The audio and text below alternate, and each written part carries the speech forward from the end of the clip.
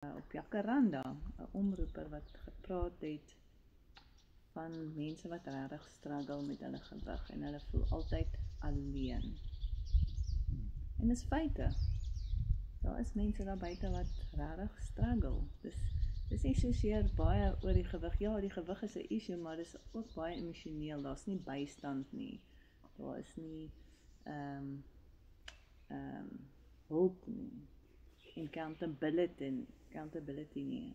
En dit is 'n struggle as mense alleen is en hulle wil gewig verloor. Hulle probeer daai dieet en hulle probeer daai dieet en is dieet op dieet en hulle is altyd onsuksesvol, maar dis net juis, soos jy altyd sê, net om daai ou se hand te vat en met hom die pad te kan stap.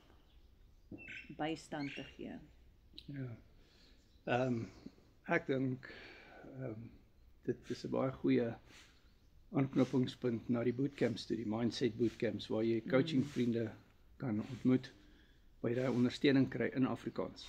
En ja, ons praat oor die moeilike goed en ons praat oor jy weet, ondersteuning en jy kry bemoediging en jy kry ontmoet coaching vriende daar wat soortgelyke omstandighede het as jy, wat al 'n sukses het.